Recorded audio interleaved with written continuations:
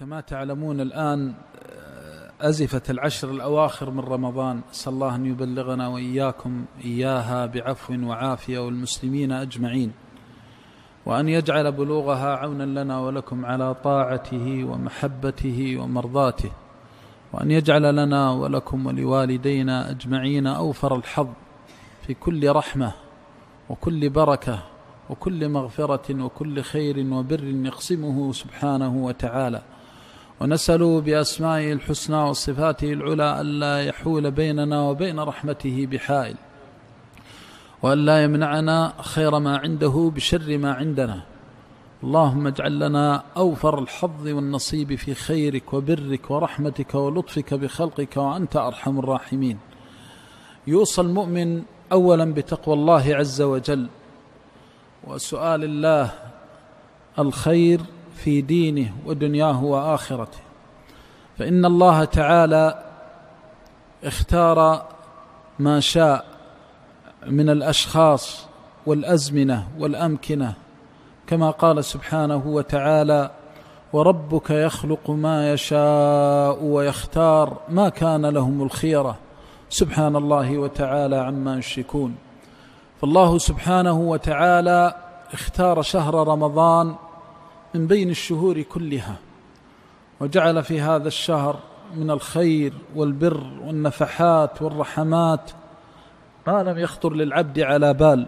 فقد جاءت النصوص في كتاب الله عز وجل وسنة النبي صلى الله عليه وسلم بفضله وشرفه وما فيه من الخير والبر، ولو لم يكن فيه إلا أن النبي صلى الله عليه وسلم قال: إذا دخل رمضان فتحت أبواب الرحمة، فتحت أبواب رحمة أرحم الراحمين، وفتحت أبواب الرحمة، وإذا فتحت أبواب الرحمة زال العذاب وزال العناء وزال التعب والنصب، خاصة للمؤمن الصادق في إيمانه الموقن بربه المتعلق بخالقه، جعلنا الله وإياكم ذلك الرجل.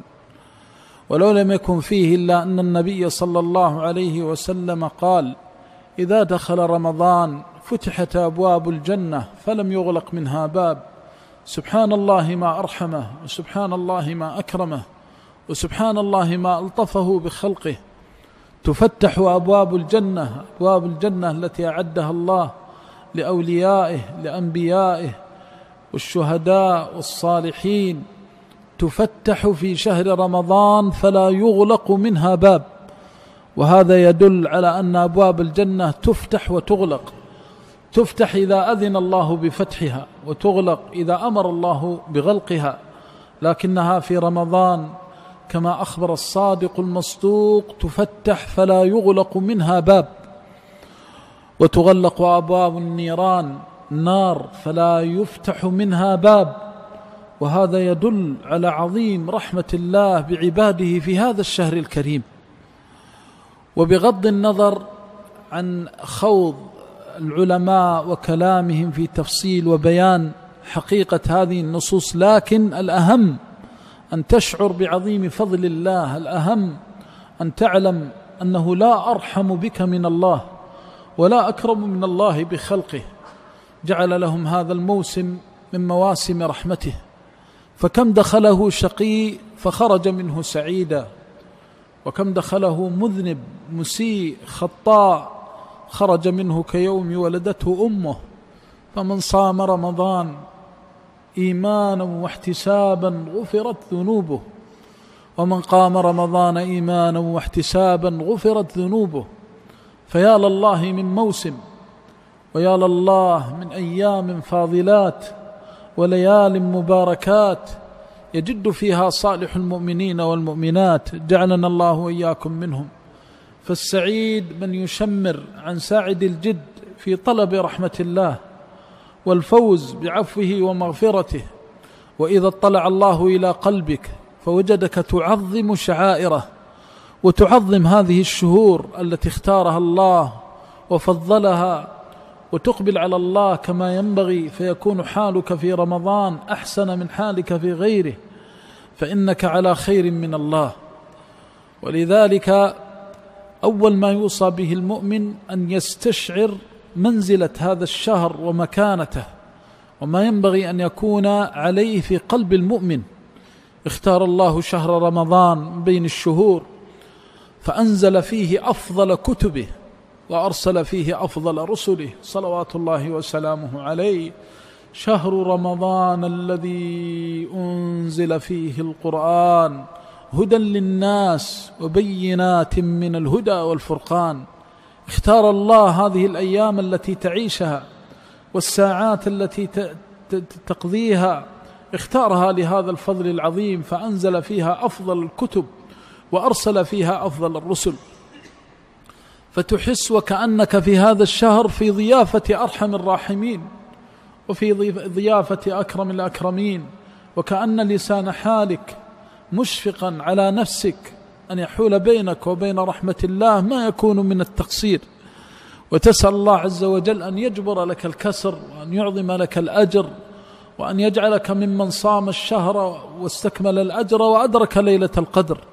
شهر رمضان، وأي شهر كان صلى الله عليه وسلم كما قال ابن عباس رضي الله عنهما أجود بالخير من الريح المرسلة. الله أكبر، الريح المرسلة التي جعل الله فيها إنشاء السحاب ويكون فيها من الخير والمطر، وتحمل السحاب الثقال وتسيرها بقدرة الله فيكون فيها من الخير ما الله به عليم. كان عليه الصلاة والسلام أجود بالخير من الريح المرسلة، هذا في خلقه وشأنه. لكن إذا دخل عليه شهر رمضان كان أكثر جودا وأكثر إحسانا وفضلا. قال رضي الله عنهما: وكان أجود ما يكون إذا كان في رمضان حين يلقاه جبريل فيدارسه القرآن. هل تعلم أن هذا الشهر مع ما خصه الله به من كونه أنزل فيه كتابه أفضل كتبه وأرسل فيه أفضل رسله، أن جبريل كان ينزل فيه من السماوات العلى إلى رسول الله صلى الله عليه وسلم ليدارسه القرآن، لتدرك يا ولي الله المؤمن شرف القرآن وفضله، وأن هذا الشهر هو شهر القرآن. تقرأ القرآن قائما وقاعدا، تقرأ القرآن على جنب ومضطجعا، تقرأ القرآن في جميع أحوالك، ثم تقرأه قراءة المتدبرين المتأملين، فتسمع كلام إله الأولين والآخرين يقص الحق وهو خير الفاصلين. تستمع إلى ربك يأمرك فتقول سمعا وطاعة، وينهاك فتقول سمعا وطاعة. تعرض قلبك على القرآن في هذه الأيام الفاضلات. إذا لم تعرض قلبك على القرآن في رمضان ففي أي الشهور؟ وإذا لم تعرضه وقد غلقت أبواب النار وفتحت أبواب الجنة فمتى يكون العرض؟ تعرض أقوالك وتعرض أعمالك على كتاب الله وكلام الله.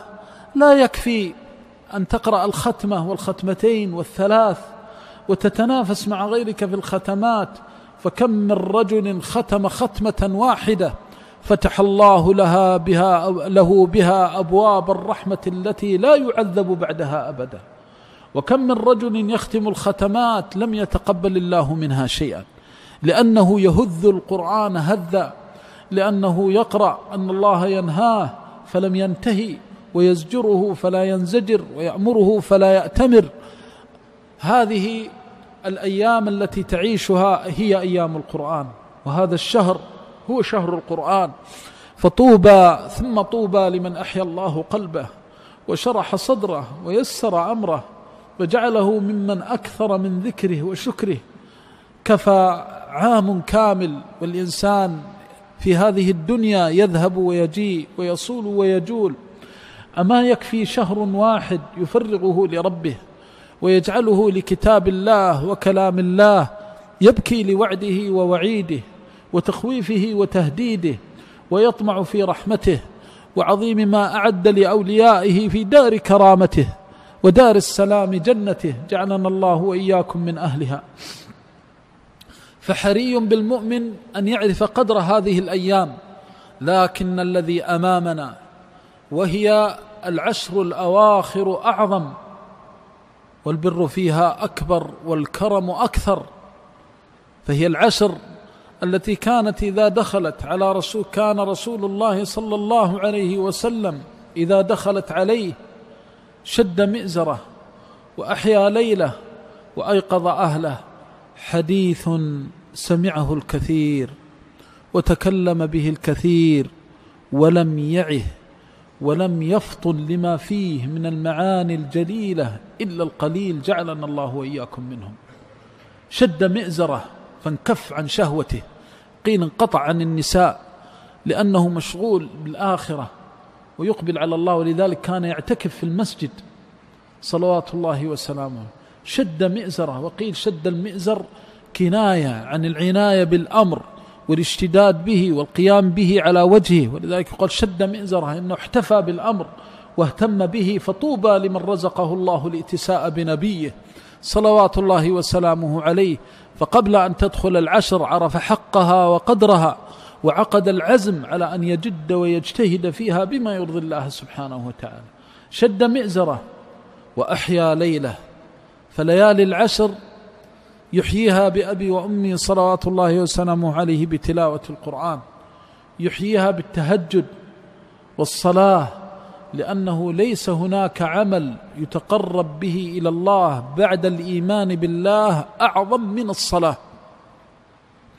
ولا يزال العبد يستكثر من الصلاة حتى يحبه الله، ولا يزال العبد يستكثر من الصلاة حتى ينير الله بها قلبه وقالبه، فيكون مؤتمرا بأمر الله منتهيا عما نهى الله عنه. فليس هناك خير ترجوه في عمل صالح بعد الإيمان بالله مثل الصلاة.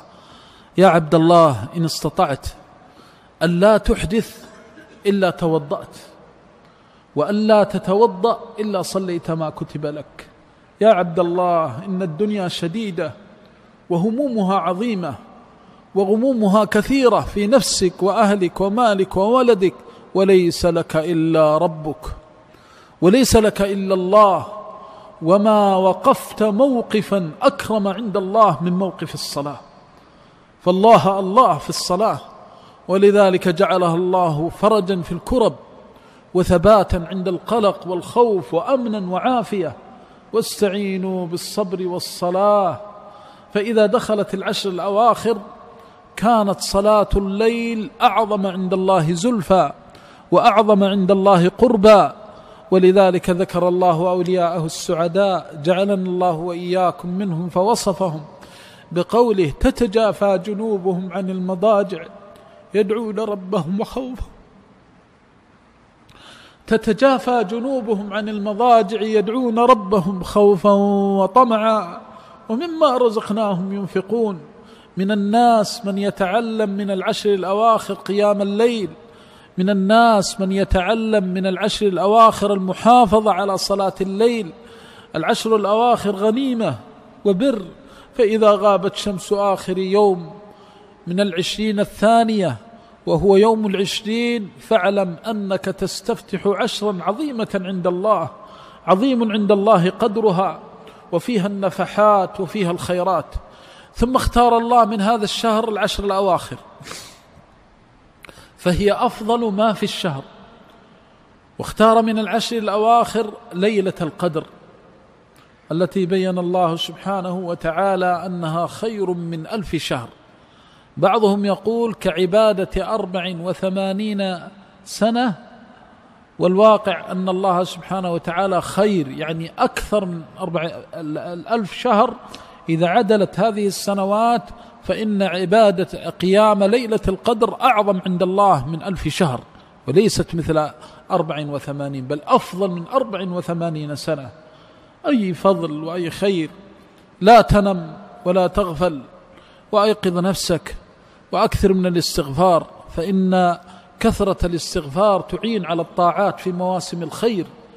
من أكثر من الاستغفار جعل الله له من كل هم فرجا، ومن كل ضيق مخرجا، ومن كل بلاء عافية. وما أجملها من عبادة، وهي عبادة الصلاة التي اختارها الله في هذا الشهر الكريم في العشر الأواخر.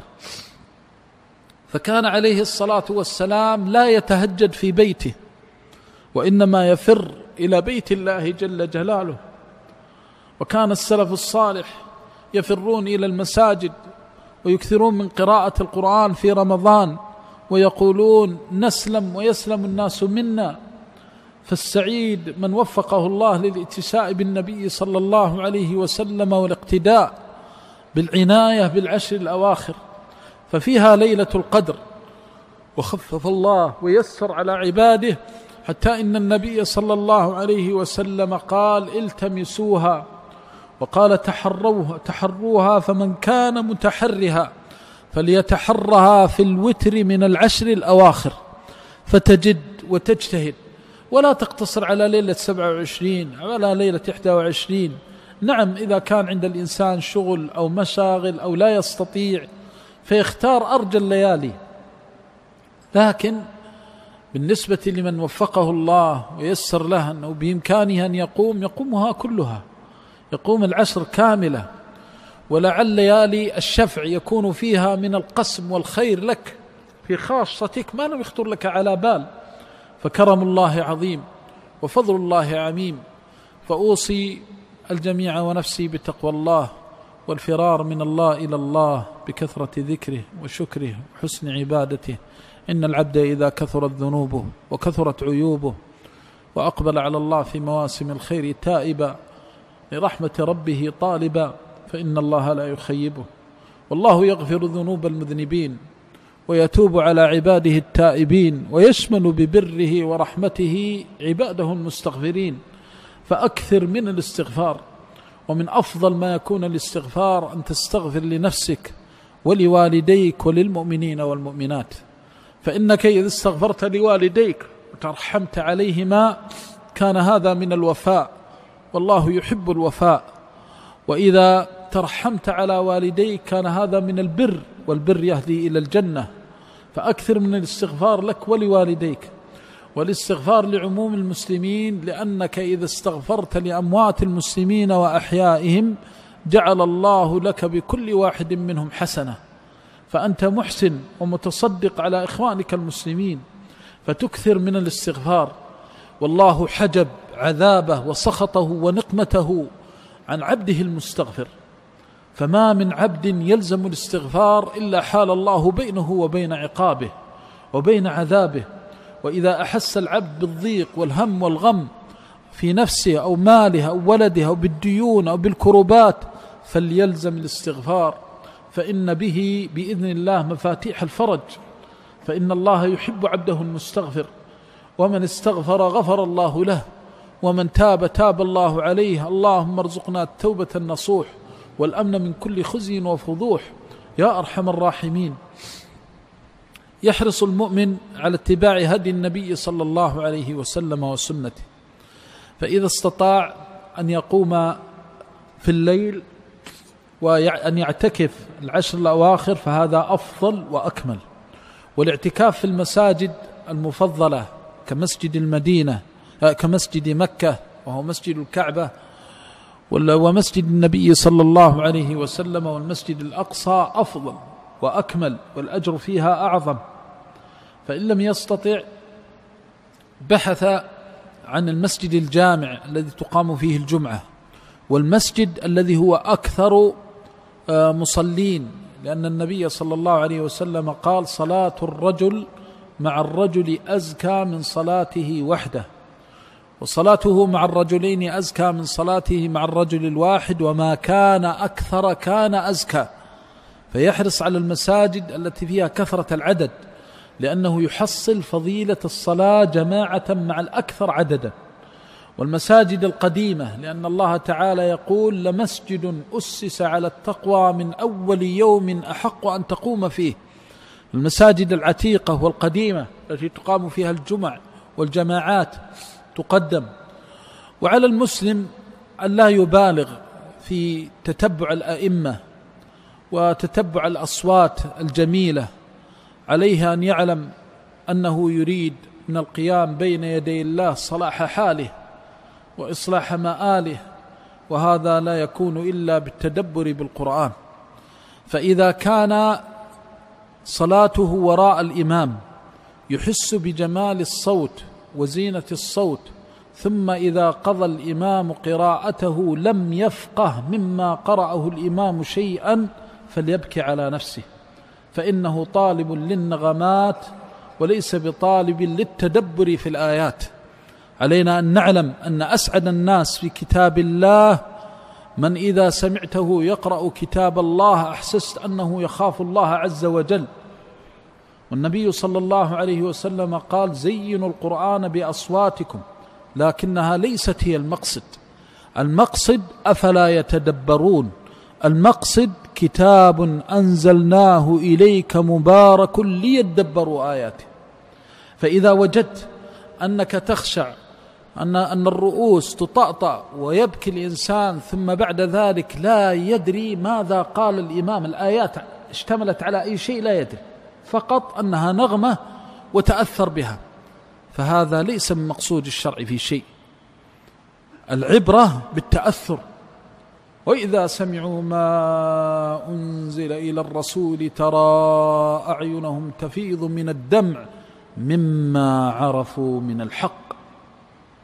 الضابط أنك إذا صليت وراء إمام أحسست أن قراءته تدخل إلى قلبك وتدخل إلى سويداء القلب، فتعلم ما الذي أمر الله به وما الذي تتحدث عنه الآيات أثناء قراءة الإمام، فاشدد يديك عليه، ولو كان تحسينه للقرآن أقل.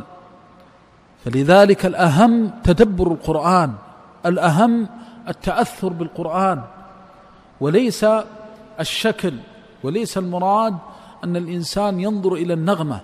وهذا من فضل الله يعرفه كثير ونبه عليه بعض أهل العلم، وهو ضابط من أدق الضوابط، وينكفي الإنسان به فتنة عظيمة في سماع القرآن، أنك إذا سمعت إلى القارئ فانظر أثناء تلاوته وبعد التلاوة. إذا وجدت أثناء التلاوة أنك تمشي مع النغمة وجمالها، ثم تتحدث الآيات عن النار ووعدها ووعيدها وتخويف الله فيها وما فيها من الجحيم والأغلال، أعاذنا الله وإياكم منها، فإذا به يطرب من جمال النغمة ثم لا يفقه مما ذكره الله في هذه الآيات شيئا، وهي واضحة في الدلالة على أنها مشتملة على الوعيد، لأنه انساق وانجر وراء النغمة. فالنغمات قد تكون فتنة، ولذلك الإنسان بشر وضعيف، فلا يجعل الإنسان النغمة هي الأساس. الأساس هو العلم، الأساس هو التأثر.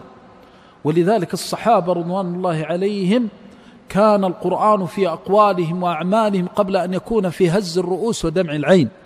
ولذلك لما ذكر بعض الأئمة رحمهم الله أن التابعين وأتباع التابعين صار عندهم الخوف والبكاء بما لم يكن مشهورا عند الصحابة، قال لقوة قلوب الصحابة رضي الله عنهم وأرضاهم، لأنهم كانوا ينظرون للقرآن بما يأمرهم الله فيه وما ينهاهم عنه، كانوا يتأثرون بالآيات، يتفاعلون مع الآيات. فإذا لا بد للمسلم إذا أراد أن ينال حظه من كتاب الله في قيام الليل والتهجد، إذا طلب المسجد أو أراد أن يختار، أن يبحث عن إمام إذا صلى وراءه كان أقرب لآخرته. ولكن أخي المسلم، هو كتاب الله وكلام الله، إذا سمعته من كل أحد فتأثر، وإذا سمعته فتبصر، وإذا سمعته فتذكر. لا يحتاج أنك تقف عند، حتى إن بعض الناس لا يصلي في التراويح والتهجد إلا وراء من عنده نغمة حسنة. نحن نبحث عن كتاب الله، ونبحث عن كلام الحي القيوم، ونبحث عن تغذي الاغتذاء بكتاب الله وكلام الله حتى يلامس شغاف قلوبنا وأرواحنا. فالموفق من رزقه الله العمل بهذا الأصل، أنه إذا سمع كتاب الله يتلى نظر إلى حاله أثناء التلاوة، هل يفقه الآيات ويتدبر فيها؟ والأمر الثاني، إذا انتهت التلاوة هل يبقى منها شيء في قلبه؟ وهذا قل أن يكون إلا كما ذكر النبي صلى الله عليه وسلم: من إذا قرأ القرآن تحس أنه يخاف الله والدار الآخر. فنسأل الله بعزته وجلاله أن يجعل لنا وإياكم من التأثر والتدبر والتفكر في كلام الله أوفر الحظ والنصيب. يوصى المسلم وقد أقبلت عليه العشر الأواخر بالإخلاص فيخرج من بيته إلى بيوت الله لا رياء ولا سمعة.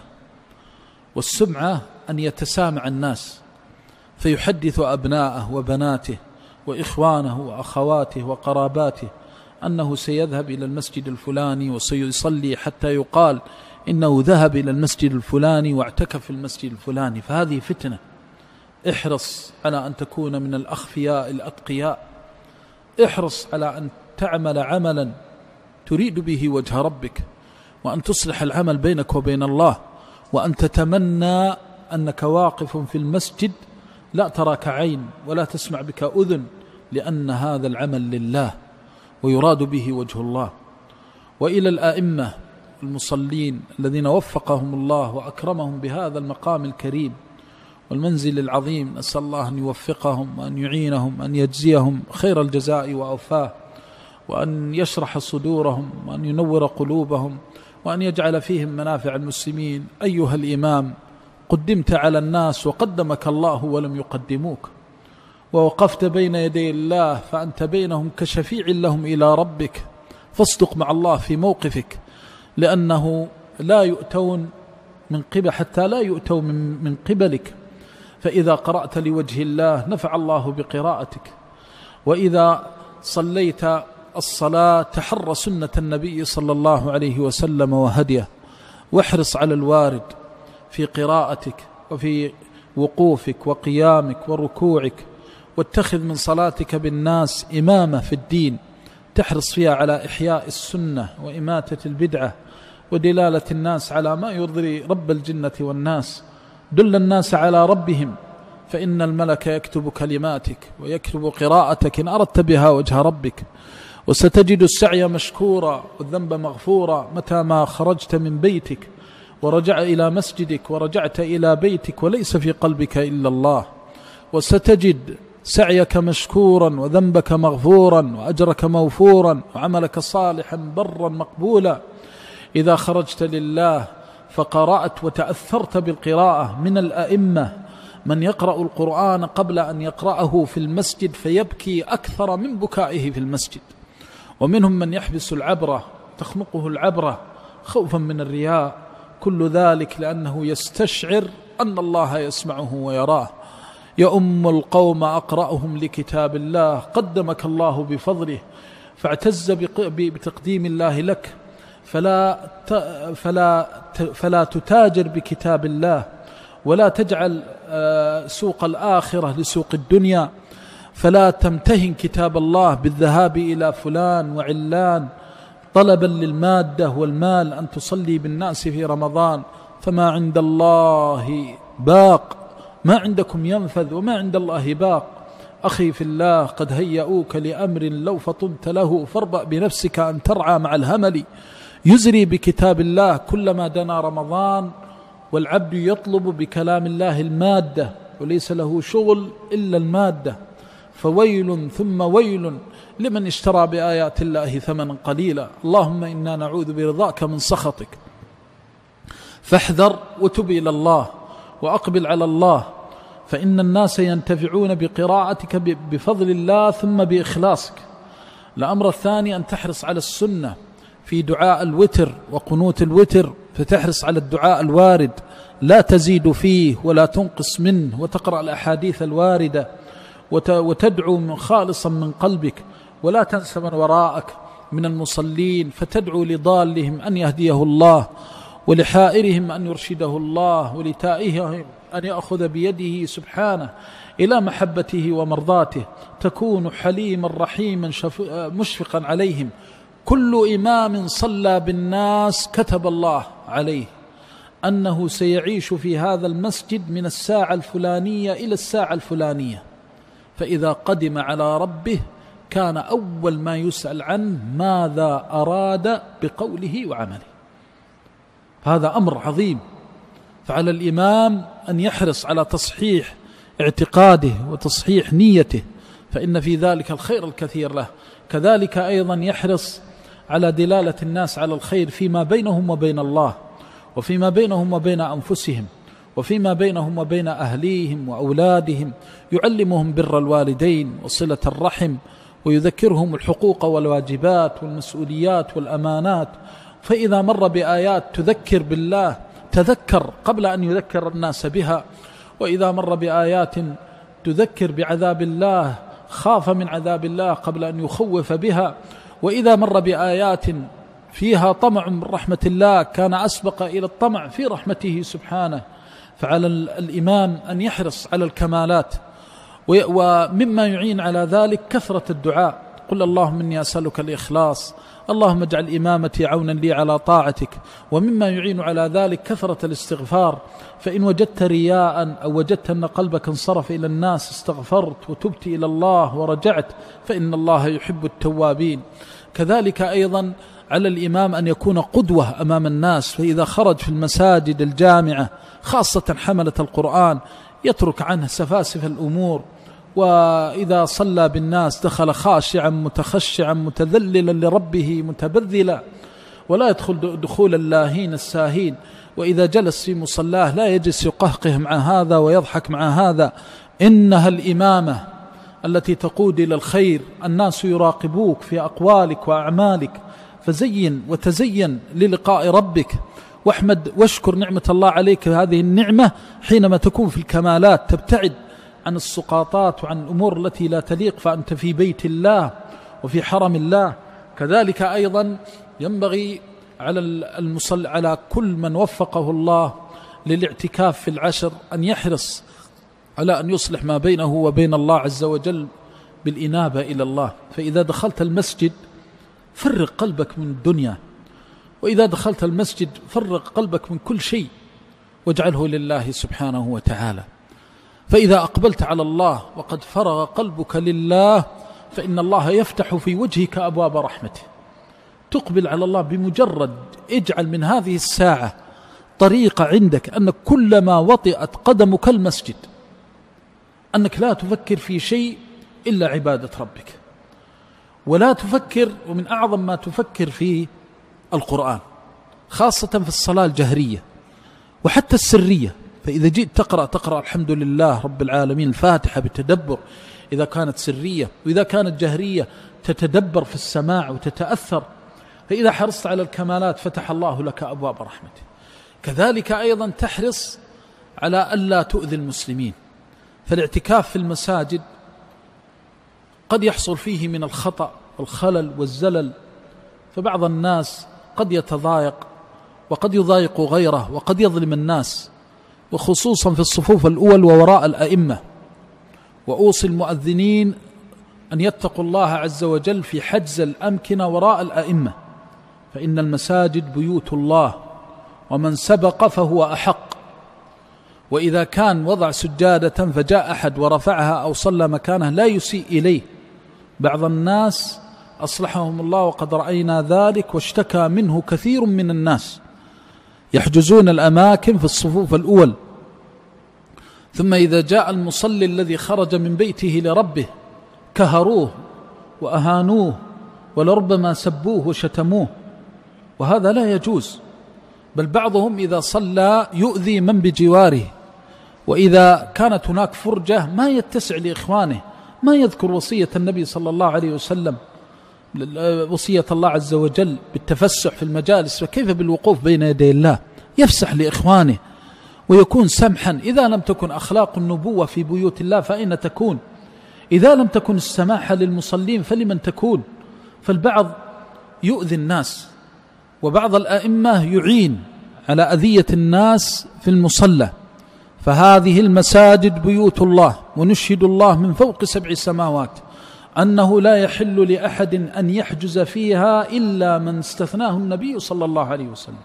إذا قام أحدكم من مجلسه لحاجته ثم عاد إليه فهو أحق به، فإذا خرج لقضاء الحاجة ثم رجع فهو أحق بمكانه.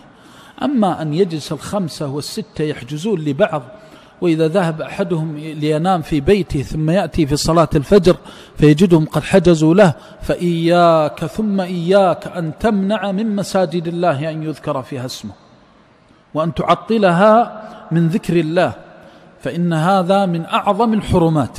فعلينا أن نتخلق بأخلاق الإسلام وأن نتأدب بآداب النبوة. هذه بيوت الله، بيوت أذن الله أن ترفع ويذكر فيها اسمه، وعلى طلبة العلم أن يكونوا مشاعل خير يأمرون بالمعروف وينهون عن المنكر ويبصرون الناس. وإذا اعتكفوا في المساجد أخذوا بحجز الناس وذكروهم بالله. إن استطعت أن تنصح أخا لك في الله، صلى الإمام فذكر آية فيها وعد أو وعيد، وبجوارك أخوك المسلم فأدركت عظتها فنقلت هذه العظة لأخيك المسلم وقلت له انظر كيف يقول الله: ما أجمل الكلام إذا تكلم ملك الملوك، ما أجمل الكلام إذا كان الذي يتكلم من يقص الحق وهو خير الفاصلين، وما أحسن الحديث إذا كان من ربك الذي هو أصدق القائلين ولا أحسن منه حديثا. فإذا تأثرت بآية فانقل موعظتها إلى من بجوارك وإلى من عن يمينك ويسارك، قل له انظر كيف الآخرة، هل أعددنا للآخرة العدة؟ هكذا كان الصالحون وهكذا كان البررة والأخيار، تنتفع وتنفع غيرك. وجعلناهم أئمة يهدون بأمرنا لما صبروا وكانوا بآياتنا يوقنون. لما أيقنوا وصلحوا نقلوا هذا الصلاح إلى غيرهم. فلا تبخل أن ترى بجوارك غافلا تنبهه أو ساهيا توقظه، فهذه كلها نفحات ورحمات في شهر الخير آكد. وهي لم يجمعنا الله في المساجد إلا لنتناصح ونتذاكر ويشد بعضنا على يد البعض. وعلى المسلم في هذه العشر أن يحرص كل الحرص على عمارة الأوقات بما يرضي الله، وأعظمها كما ذكرنا تلاوة القرآن، ثم الباقيات الصالحات: التهليل، التسبيح، التحميد، التكبير، فهذه معقبات لا يخيب قائلهن. إذا قلت سبحان الله والحمد لله ملأت ميزانك، وإذا قلت سبحان الله والحمد لله ملأت أو تملأ كما بين السماء والأرض. فما أيسر الذكر على من يسره الله له، فأكثر من ذكر الله ولا تكن من الغافلين، وأقبل على الله ولا تكن من المعرضين، وأكثر من الحرص على الخير. اشتري سلعة الله الغالية بكلمة طيبة، واشتري سلعة الله بابتسامة لأخيك المسلم، واشتري سلعة الله بالكلمة الطيبة، واحرص على الخير. فإن من عمر وقته بذكر الله انساقت له نفسه في طاعة الله.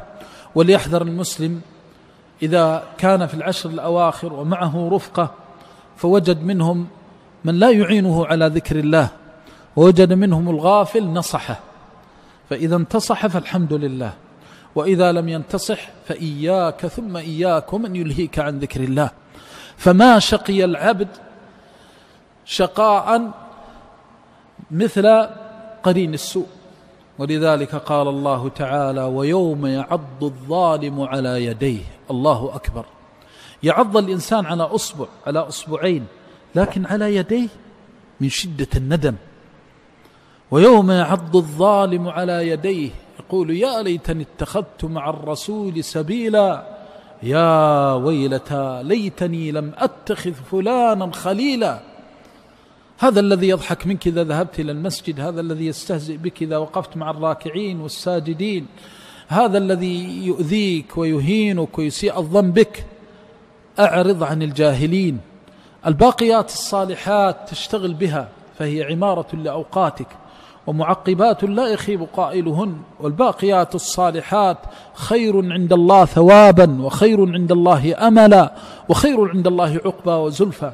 من أكثر من قول سبحان الله والحمد لله ولا إله إلا الله والله أكبر فقد فاز فوزا عظيما.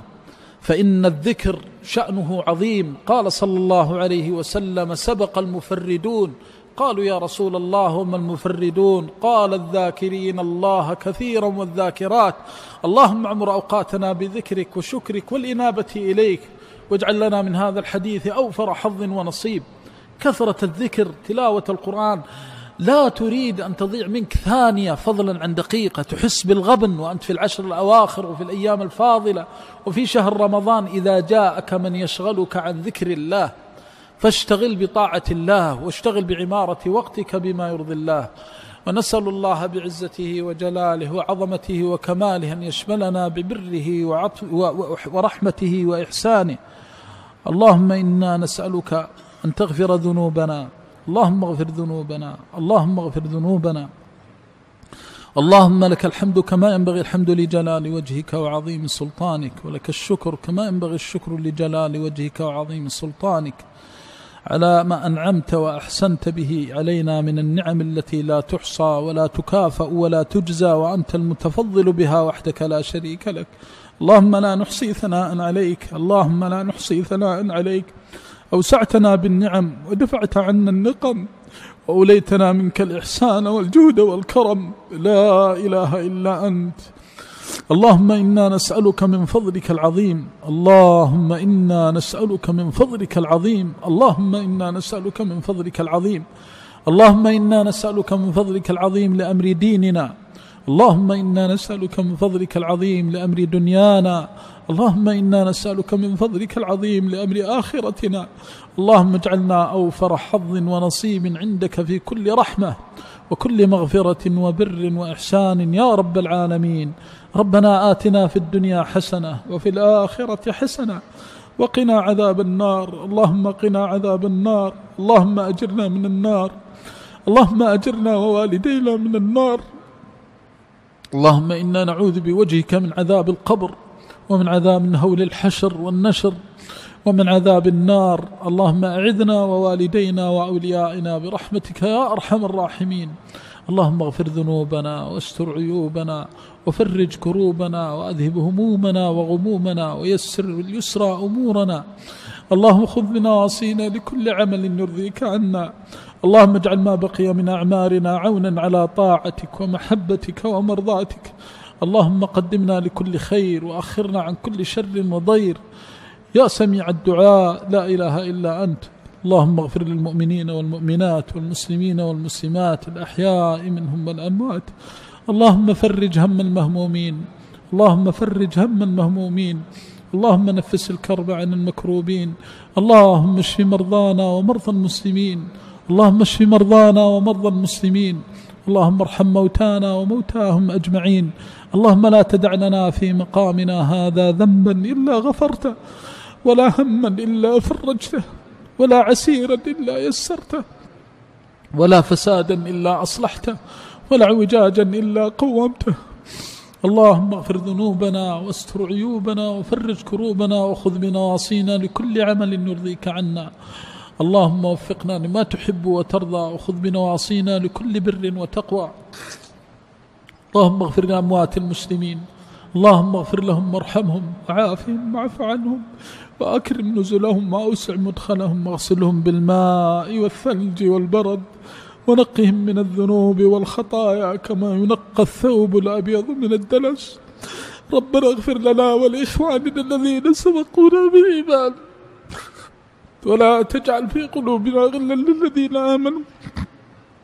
اللهم نور عليهم قبورهم، اللهم نور عليهم قبورهم وأفسح لهم فيها. أعذ المعذبين من عذاب القبر، اللهم أعذ المعذبين في القبر من عذابه، اللهم أعذهم من عذابه وأصبهم برحمتك. نور لهم في قبورهم وأفسح لهم فيها. اللهم خص بذلك الوالدين والأقربين.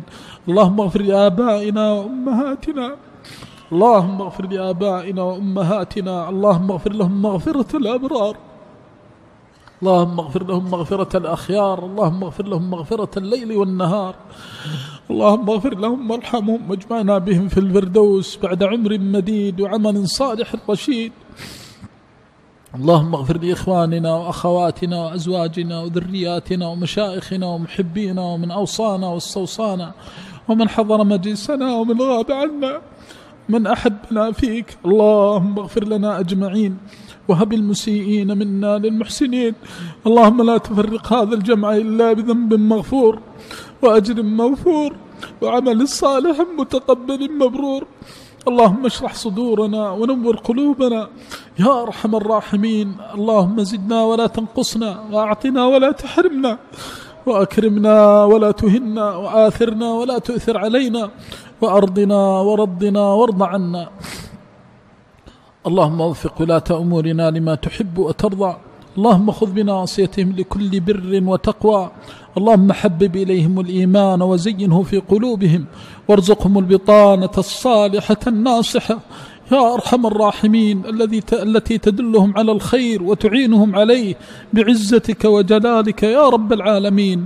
اللهم يسر في الخير أمورهم واشرح لطاعتك صدورهم يا رب العالمين. اللهم انصر بهم دينك وأعل بهم كلمتك وانشر بهم رحمتك يا أرحم الراحمين. اللهم ثبت أقدام المجاهدين في سبيلك والمرابطين على الثغور. اللهم احفظهم من كيد الكائدين، اللهم احفظهم من كيد الكائدين واقطع عنهم دابر الأشرار، واحفظهم آناء الليل والنهار، ردهم إلى أهليهم وذويهم سالمين غانمين. اللهم تقبل الشهداء وأنزلهم منازل السعداء، واربط على قلوب آبائهم وأمهاتهم وقراباتهم يا سميع الدعاء، وأحسن لهم الخلف يا بديع الأرض والسماء. لا إله إلا أنت، لا إله إلا أنت، لا إله إلا أنت. اللهم إن بأمة محمد من اللأواء والجهد ما لا يشتكى إلا إليك ولا يعول في كشفه إلا عليك. اللهم عجل بالفرج. اللهم انصر دينك وكتابك وسنة نبيك وعبادك الصالحين. اللهم انصر دينك وكتابك وسنة نبيك وعبادك الصالحين. اللهم انصر دينك وكتابك وسنة نبيك وعبادك الصالحين.